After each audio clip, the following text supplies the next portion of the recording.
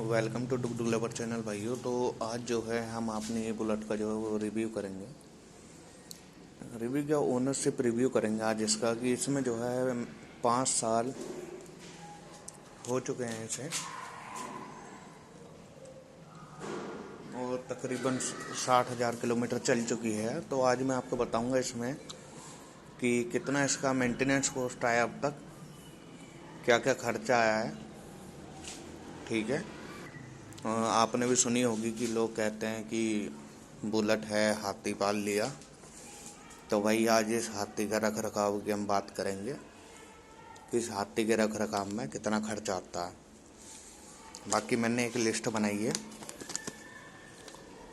इस आप video pause करके देख लेना। इसमें सर्विस कॉस्ट से लेके और पेट्रोल तक का जितना भी अब तक टोटल खर्चा आया है वो सारा मैंने प्लस करके लिखा है, 2,21,720 रुपये। इसे आप पाउच करके देख लेना कौन सी चीज़ कितने रुपए की डलाई है। बाकी मैं आज आपको बता देता हूँ कि एक एक चीज़ जो है वो कैसे लगवाई थी, कहाँ लगी है। ठीक है। तो भाई सबसे पहले बात करेंगे इसकी सर्विस कॉस्ट की। सर्विस कॉस्ट जो है भाई इसकी अब तक मैंने जो है इसकी 21 सर्विस करवा दी हैं, 21 सर्विस करा दी हैं। सर्विस में जो है सेमी सिंथेटिक जो होता है वो ऑयल डलवाता हूँ मैं हर बार। फिल्टर वगैरह या वायर वो चेंज होके मान लो 2,000 के आसपास का जो है वो सर्विस बिल आ जाता है इसका, क्योंकि ब्रेक शू डलते हैं हर सर्विस पे इसके पीछे वाले।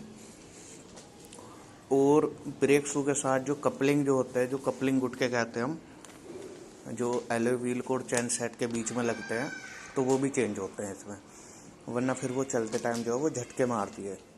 तो उससे हमारा एक तो चैन सेट पर ज़्यादा वो पड़ता है प्रेशर।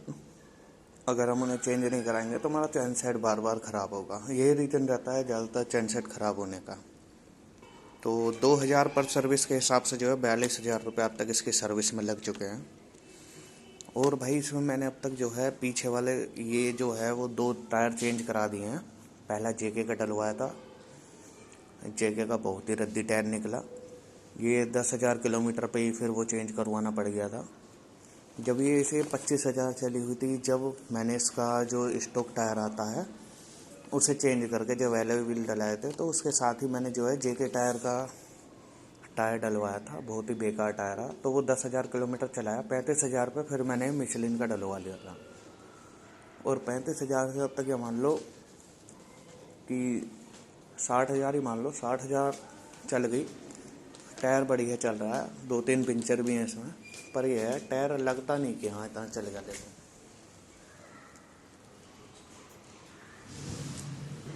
और जो इसका फ्रंट टायर है वो मैंने अभी चेंज कराया है। इसका फ्रंट एक ही चेंज हुआ है। ठीक है। तो इन जो 3 टायर डलाए हैं इनकी कॉस्ट आई है 6800 रुपये, 6800। बाकी इसमें चैन सेट डलाया था मैंने 25,000 रुपये, वो डला था 1700-1800 रुपये के आसपास का। 100 रुपये लेबर, 1900 रुपये हो गया था। उसके बाद जो है 600-650 रुपये इसमें फिर मैंने अभी जो है अभी रिसेंटली में चेंज कराई है इसकी पिछले वाली गरारी। बस वो मद्रास कंपनी की आती है, उसकी वीडियो भी पड़ी हुई है चैनल पर, उसे भी देख लेना। ठीक है। तो इनका कॉस्ट आया 2500 रुपये। उसके बाद जो है मैंने सीट की कुशनिंग कराई थी। ये देखिए जो स्टॉक आती है बहुत हार्ड आती है, तो एक कुशनिंग कराई थी। लॉन्ग राइड पर बहुत ही कंफर्टेबल रहती है। तो सीट कुशनिंग का कॉस्ट आया था भाई 1,000 रुपये। उसके बाद में हैंडल डलाया था मैंने, ये देखो RD350 का हैंडल है विदाउट वेट वाला। इसकी कॉस्ट आई थी 300 रुपये। हैंडल ग्रिप डलाए थे ओरिजिनल रॉयल एनफील्ड के, ये 150 रुपये के आसपास के डल गए थे। कि हेडलाइट चेंज कराई थी इसकी, इसमें LED बल्ब डलवाया था। बाकी वो जो है वो कामयाब चीज़ नहीं थी, 1 साल में ही ख़राब हो गया था। तो वो डलाया था भाई मैंने 700 रुपये का। बाकी स्टॉप लाइट जो होती है भाई ये देखो दोनों में ही LED हैं। ठीक है। ये स्टॉप लाइट दोनों जो हैं वो 300 रुपये का खर्चा आया था। बड़ी वाली लाइट डलवाई थी मैंने इसमें। फ्रंट के शोकर की अब तक एक बार जो है वो सील कट गई थी, ऑयल बाहर आने लग गया था। तो तो इसीलिए जो है वो मैंने फ्रंट शॉकर की दोनों सील डलाई थी, 400 रुपये खर्चा आया था उसमें। फिर नंबर प्लेट अपनी, ये ओल्ड मॉडल की नंबर प्लेट है, छोटी वाली।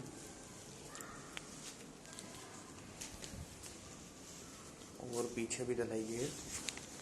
तो नंबर प्लेट का जो खर्चा है वो आया था 500 रुपये का।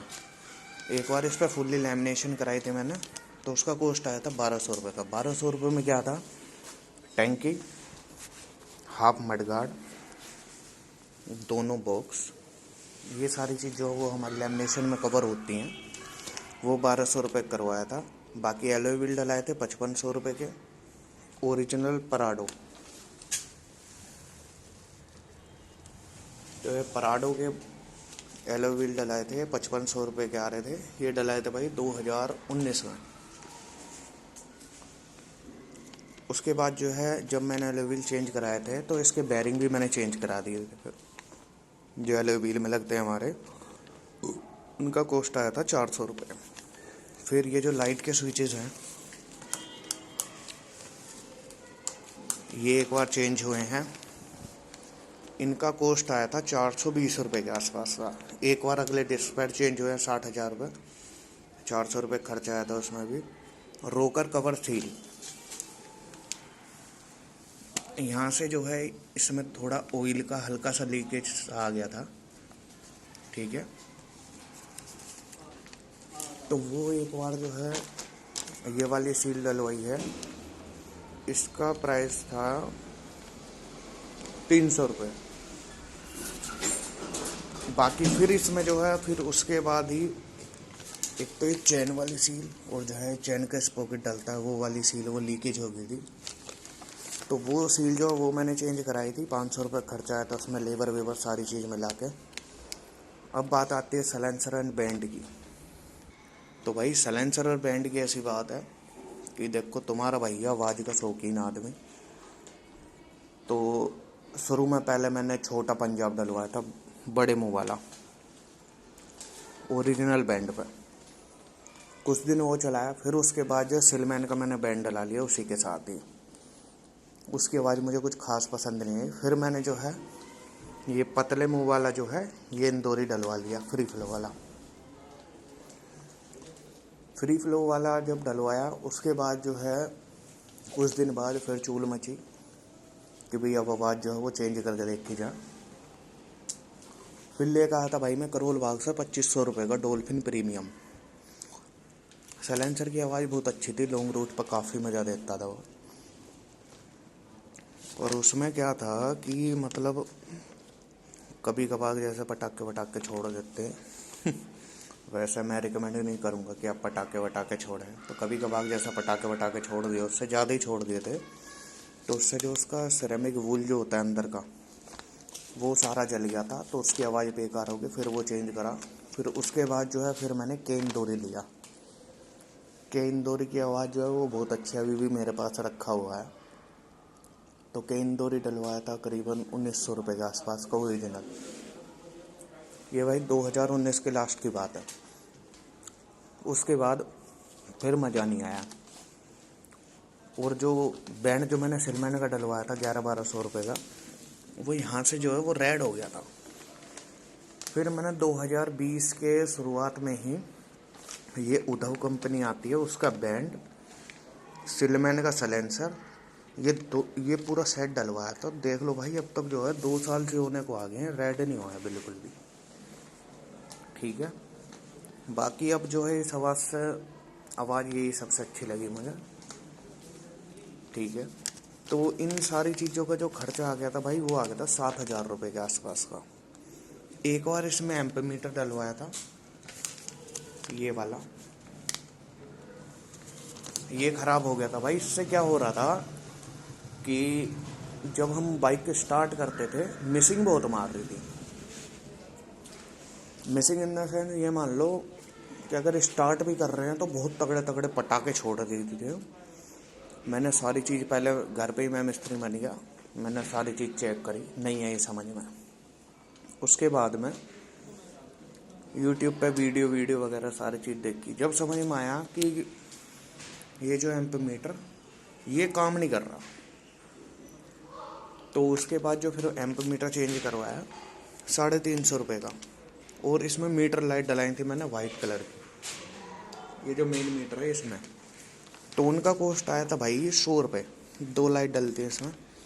और एक बार जो है भाई क्या हुआ है, ये जो BS3 जो हमारी बाइक आई है बुलेट, इसमें स्टैंड बढ़िया नहीं था। जो साइड स्टैंड है वो नीचे की तरफ से गल गया था। ये पूरा ठोस लोहे का बना हुआ है ये, और ये वाली प्लेट पूरी ये चेंज कराई थी 400 रुपये की। और अब तक जो इसमें पेट्रोल जो मैंने एक अंदाज़ा सा लगाया है, करीबन 1,50,000 का जो है वो इसमें पेट्रोल अब तक फूक चुका हूँ। तो भाई बात वही है, लोग ऐसे ना कह देते बुलेट को यूँ हाथी पाल दिया भाई, यूँ वाकई में हाथी है, ठीक है। तो इसमें जो भाई देखो कंडीशन भी देख लो भाई, देखो अगर ऐसी कंडीशन में तुम अपनी बाइक रखनी है तो भाई देख यूँ खर्चा तो आएगा ही आएगा तुम्हारा, ठीक है।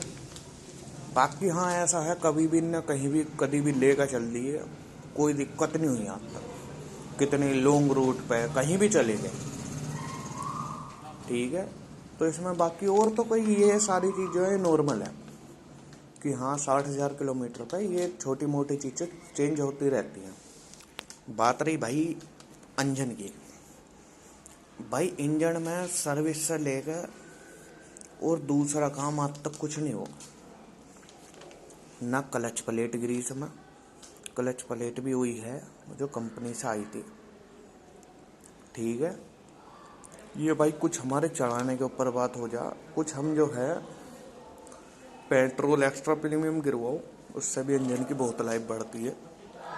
कार्बोरेटर वही 7 का है और कहीं से कहीं तक कोई प्रॉब्लम नहीं है कार्बोरेटर की तरफ से भी। एवरेज भी ये मान लो 35 का दे दे भाई, BS3 का एवरेज जो है वो थोड़ा कम है, ये बात माननी पड़ेगी BS4 से।